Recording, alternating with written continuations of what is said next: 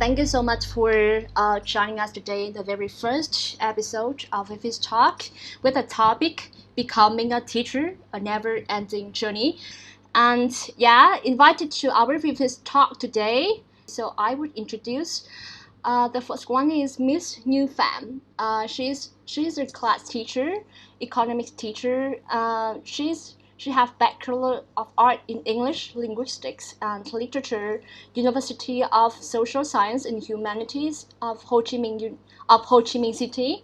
She also is a Bachelor of Science in Economics, University of Economics and Laws, National University, Ho Chi Minh City. And last but not least, she also a Master of Education in Advanced Teaching. Okay, we would like to introduce is Mr. Tumo. He is a science coordinator, biology and geography teacher in VFIS. He also a doctor of philosophy in biology, University of Oulu, Finland. So welcome once again to very special guest of our meeting today. So Mr. Tumo and Ms. New, could you say something to welcome our viewers today? Yes. Hello everyone. So thank you so much for inviting me to join the talk today. It's such an honor to be here with you, and I hope that we will have a good time to exchange to each other and understand more about each other. Yeah, thank you. Well, hello everybody, and I can basically only repeat what Ms. New said, that thank you for this honor of inviting me to be a speaker here, and I hope everybody who is listening enjoys this conversation. Yes, thank you so much. So I hope that this conversation is just, there is no fixed rule and there's no formal norms here, so just a conversation. So the safe play that we can share our perspective and our opinion towards our education topic. So I hope that, I know that you all have, finished a very busy teaching day. So I just hope that this moment just bring you joy and, just a stress relieving moment. Yes, I hope so.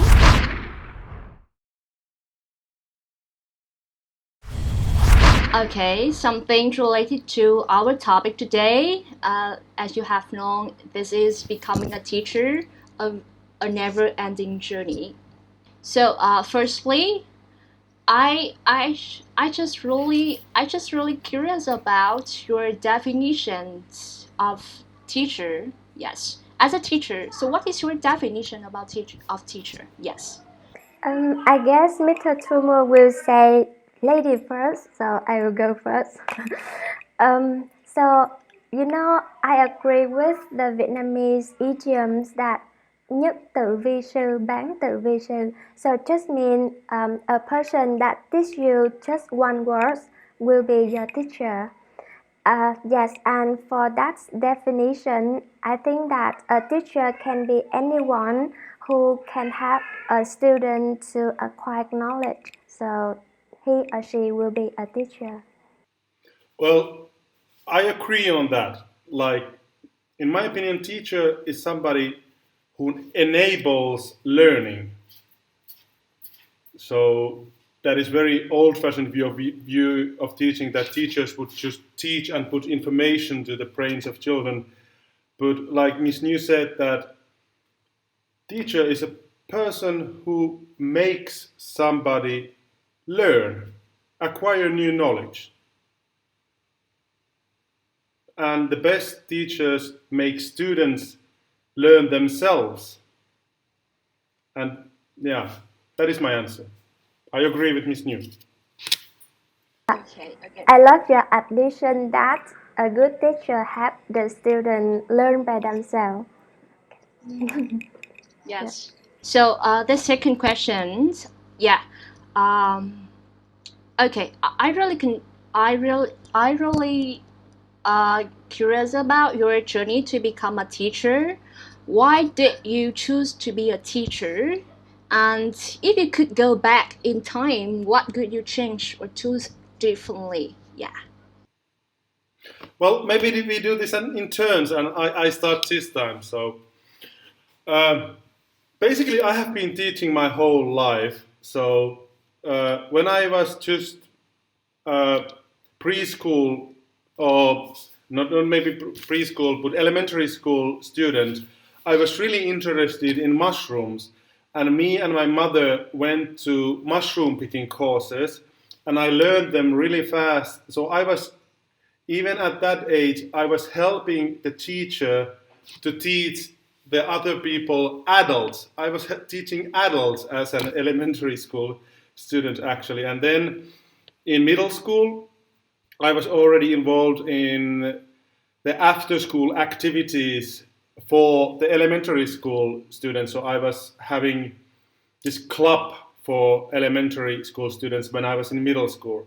And in high school, I had a club for middle school students. And when I went to the university, I started to do substitution. So I was a substitute teacher in the local area in schools.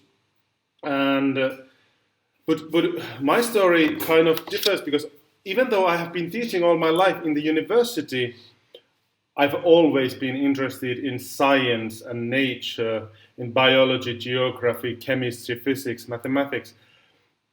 So I absolutely decided that I will not become a teacher, even though I had been teaching all my life, basically. But in my studies, I decided to do this teacher certificate. In Finland, to go to teacher training is actually quite demanding. You have to have good grades, and you have to pass an interview about your capabilities to become a teacher. And only like small percentage of people who apply are accepted. And I was accepted, and I went there just in case. Let's just get this teacher certificate. It might be useful. But the main motivation for me to become a teacher in middle school and high school became from my tutors, from my supervisors in teacher training. I had two really amazing old, well, let's say near retirement age teachers who were so enthusiastic about biology and geography, and who were so good in communicating with the teenagers.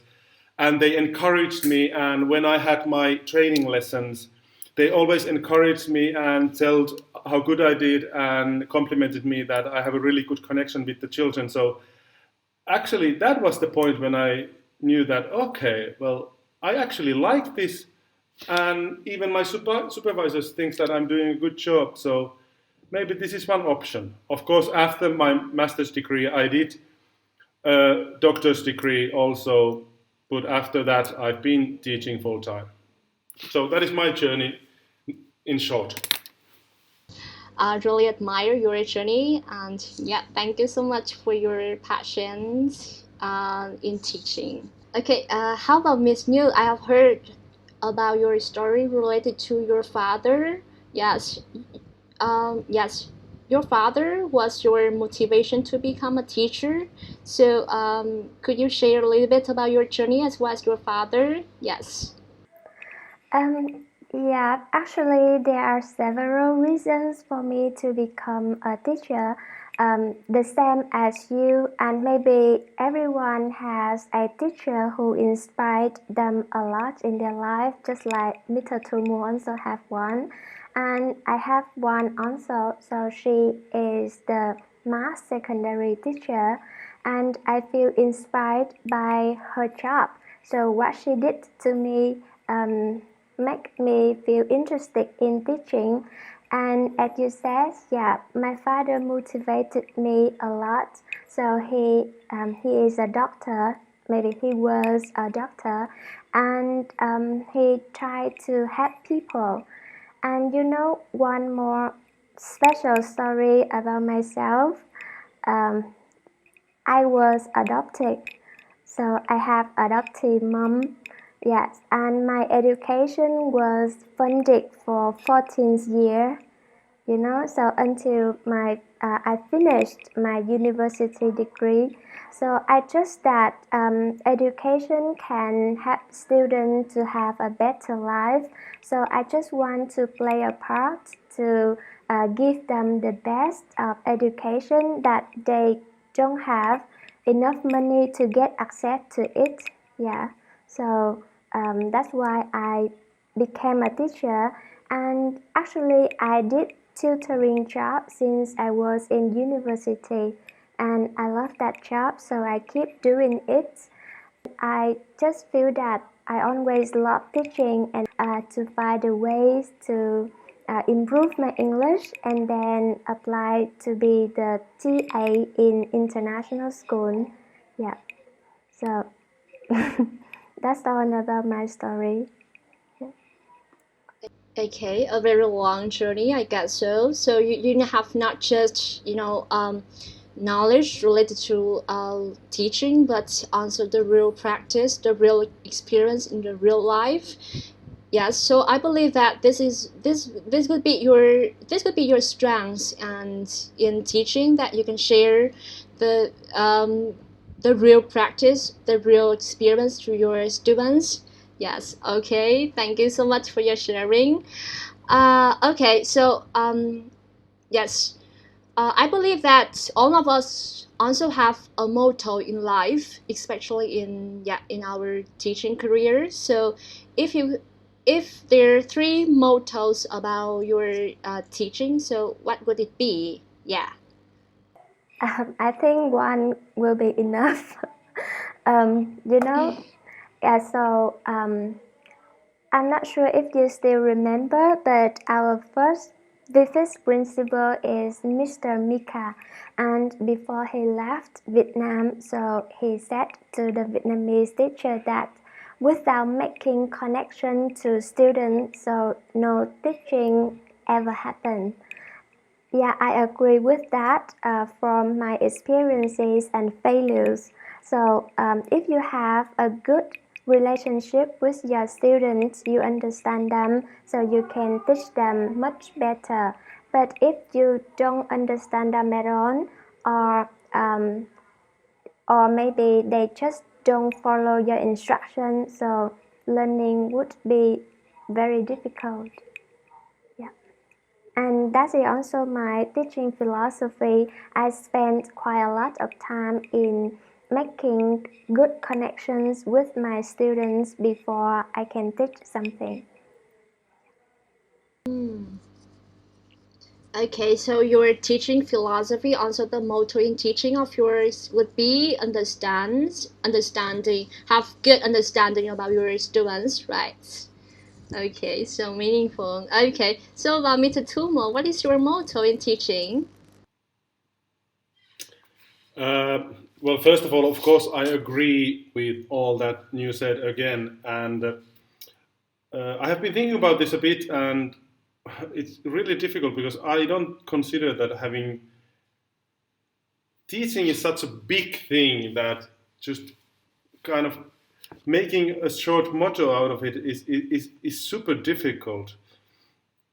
So, and now when Miss New already said that connection part, which I totally agree, maybe I try to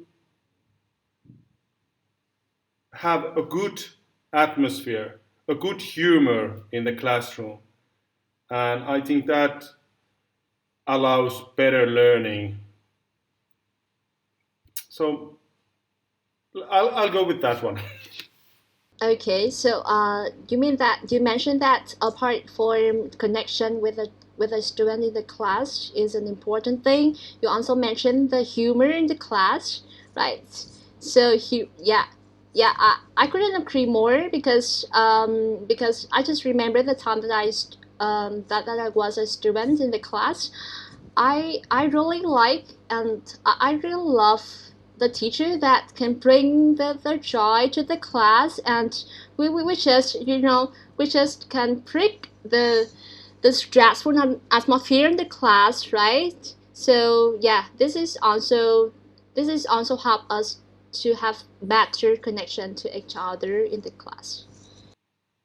Yeah, now Yeah, and now I thought of one that I think you have to be fair. You have to be equal to everybody. So that is why you have to have certain structure that you have to follow. That the rules are the same for everybody, and that you as a teacher you make sure that it happens so that it's fair for everybody. Because the most frustrating thing for me when I was a student or anyway in life is that if something is not fair. Okay, so we just try to keep balance between the humor and also we still have to have the rules and yes, the rule and strict rules and norm in the class, right? Well, not necessarily strict, but you have to have structure because that is kind of what gives stability also for the students. And also, I myself have personally a lot of experiences how students have later come and thanked me when I've been following the same guidelines with everybody. And yeah, later they appreciate the structure that you give them. Thank you so much for your very insightful sharing. Okay, so yes, um, I know that teaching is very challenging for all the time, especially during our COVID-19 pandemic. It is much more difficult and challenging for all of us here. And yeah, Miss New, I know that apart from being a teacher, you also be a mother of two kids, right? So how could you balance your teaching and your role and your role as a mom as home? Because you know that when I'm working at our school, you know, many parents just trying to the school and just complain about their, you know, they had to put their work aside to take care of their children, so they have no time to work, and still the learning of their kids is not effective. Can you share it? Uh, to be honest, everyone can laugh at me when I say that. So during the summertime, I prepare the lesson until this Christmas. So, so that in the school year I have some free time. Yeah, I know when the school year runs, it's difficult for the teacher when they need to prepare the lesson and then teach the class. So I want to reduce my workload by preparing it in advance. Yeah, so it makes me a little bit better now. Secondly, you know, I I need help. So I just send them to their grandma right now. So at the moment we are in the countryside. Yes, so my husband hometown. So we have the grandma to help me with cooking and also look after the kids. Yeah, so I'm lucky to have her and my husband. Mm, okay, thank you, Miss New, so much. This is very thoughtful. Yeah. Okay, so about Mr. Tumo, I know that although you haven't have kids like Miss New, but you also have a disadvantage.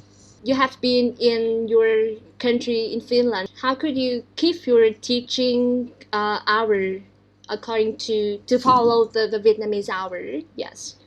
So in September, October, September and October, the time difference was 4 hours.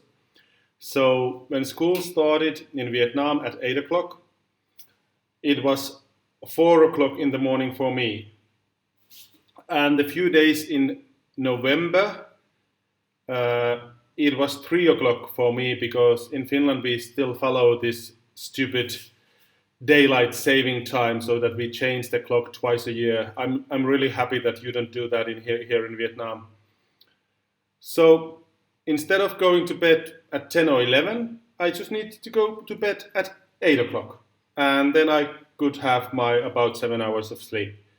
So it worked quite well actually. And then I just was teaching and until 12 o'clock, and then I had the whole day and afternoon for myself. So the time difference of 4 hours luckily wasn't that bad, at least for me. So that I know that some teachers who were in Finland still went to bed at the normal time at 10 and 11, and then just woke up at early and had a long nap after the school day. But I changed my rhythm so that I went to bed at 8 o'clock. So that is how I dealt with the time zone difference. I always admire you, Mr. Tumor. So you can wake up at 4 and then teaching the student at that time. For me, I can't. Yeah, I will feel very sleepy and I won't control everything I can talk. So very good, Mr. Tumor. Yes, couldn't agree more with Miss New. Okay, so this is somehow related to your teaching journey, and yeah, now I would say, so why did you choose VFIS as your at the school that you show your passion in teaching? Okay, why? Yeah, VFIS is a chance for me, when I was studying my master degree with is in the IB program, and VFIS offer the IB program. So yes, so I applied for it. Yeah, so I really appreciate that opportunity I have.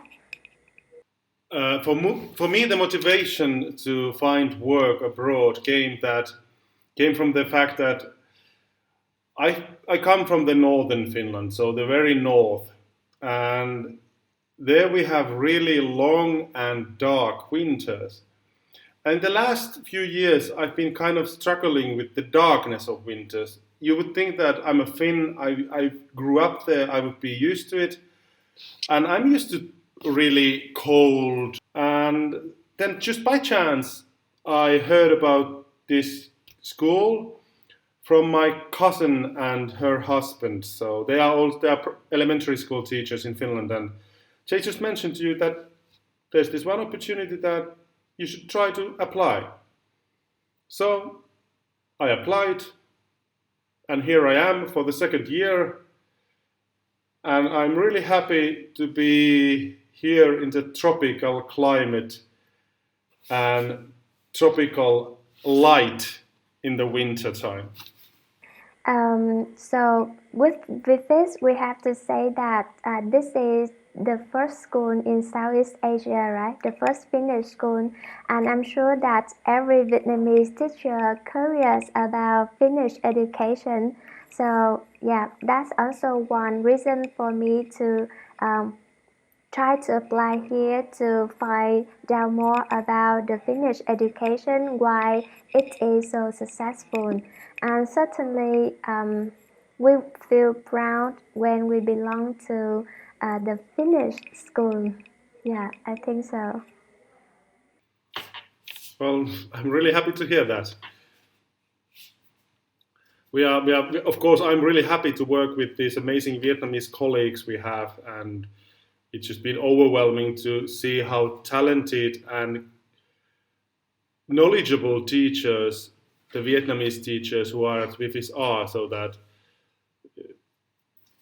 they are incredible.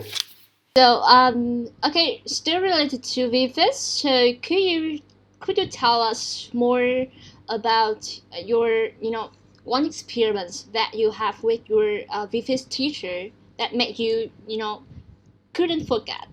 Okay. Yeah, so I was just about to share what I learned from Finnish teacher. I know every teacher has their own style. Yes, but I work closest to Miss Paula, so I will share about her. Every people usually think that a teacher should have the strong voice in order to control the class well, but Miss Paula demonstrated the opposite. So she was very soft but really powerful. So in her class, you will see that student focus very well in the lesson without raising her voice. So yes, I try to become that like her so that I can create a more positive learning environment in the class. Yes, and that's it. The first thing I like about the Finnish teacher, just like Mr. Tumu here, I'm sure that he's also very calm in the class and he has his own way being humorous to attract the student. And in VFIS, the Finnish teacher are and all of the teacher, so not just the Finnish teacher, but I can see that like Miss Sala or Mr. Matt or some of other teacher, they are also very calm. Yeah, and I also feel calm in this learning environment. I definitely agree on that. That you said it well. That all teachers are different, and that is richness, and that is why I think that one reason why the Finnish education has been, at least in the past, very successful is that every teacher has their autonomy, so they can kind of decide how they teach things and what kind of classroom they want, what kind of atmosphere they want, and they can have their own style, because that is where you can bring the most of yourselves to your students when you have that freedom. And I think that has been really main driver in the success of the Finnish educational system. The other one being, of course, that the occupation itself, being a teacher, is really respected and really sought after, so that students in the university actually have to compete really hard to become teachers. But to your question, that what kind of experiences I have with my Vietnamese colleagues, so the experiences I've had with Vietnamese teachers is that they are also incredibly different, and that's really good. That all of them have their own personality, and they take advantage of their personality, and they are really enthusiastic about teaching, and they are really talented in teaching in many different ways and to many different students. And of course, last year I relied a lot to my Vietnamese colleague, Mr. Phu, and it was just amazing how hardworking he was, and how good techniques and materials he had when it comes to teaching biology. So I was just amazed. And of course, I observed Mr. Phu the most because he was my direct colleague, but this applies to all the other Vietnamese teachers I've also seen some. Sorry, my English is horrible, but this applies to all of the Vietnamese teachers at VFIS. And then you had a question at the end, I think, that what is my most memorable experience with the students? Well, that is also really easy.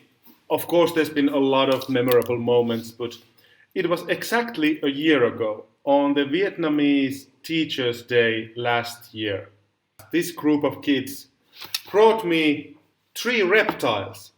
They brought me 2 baby bearded dragons and 1 baby California king snake. So they were babies then, now they are all grown up, and here is one of them, my baby. I have 2 of these.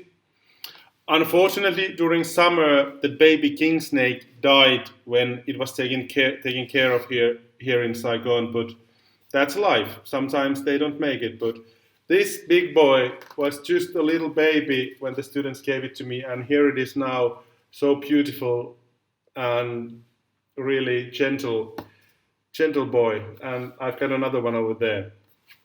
So have never had anything like this happen to me before. So that was really touching. But I have to say, just that it's never a good idea to give pets as gift, because you don't know if the other person can take care of them. The students had actually even asked their homeroom teacher that what do they think of this idea, that will Mr. Tuomo like them, and that is how they actually made sure that I can take care of them and I will love them. So it was a really good gift. But I'm still kind of tearing up when I'm talking about this. It was really amazing. Okay, thank you so much for your sharing. Okay, I know that that becoming a teacher, this is a very challenging and is a never-ending journey, and I know that apart from you guys here, many students who are really really dream they very dream of being a teacher. So if you could say one thing to motivate them about the journey to become a teacher, so what would you say? For those who want to be a teacher like you, like both of you here, yes, a successful teacher like both of you here. Well, there's two things that uh, come to mind. One is just the basic fact that it's really rewarding when you make a connection to a group of students and get to work with them and see how they develop during their years in the school. So that's really nice, and that's kind of, I think that is one of the reasons that all teachers are teachers. And one fact that I like to say in Finland, when people ask that, how on earth are you a middle school teachers working with those teenagers in puberty? They are just so teenagers. But that's not true at all. Like, if you haven't tried being a teacher, try it. Because for me, it was also the fact that before I went to teachers training, I wasn't sure, do I want to be a teacher? So you have to try things before you know, are they your passion, or is it something that you like to do and you are good at doing? So give it a shot. I guess that is one thing too. When I graduated from my master degree, so my professor said to us that you touch the life of every day, and your impact will span for years. So that saying influenced me a lot because it reminds me of being a good teacher, because our impact on the student will stay with them for a long time after that.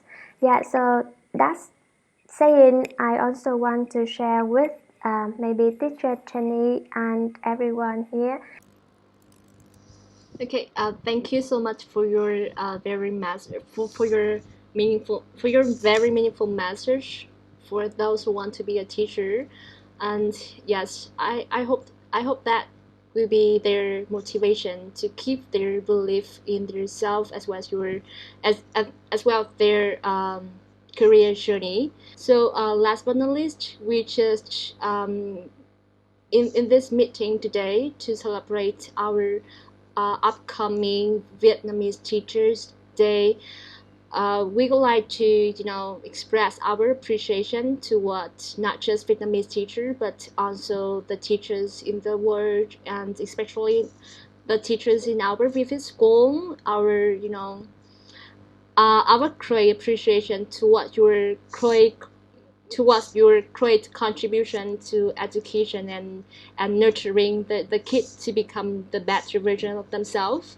And yes, I just hope that your journey ahead will be successful and bring you the joy, and hope that you will you will still, keep your passion in education to nurture and develop the kids. Yeah, thank you everyone. Happy Teacher Day, Mr. Tumu. Okay, thank you for this opportunity, and also happy Teacher Day to you, Miss New, too, and to everybody who is teaching at VFIS or anywhere.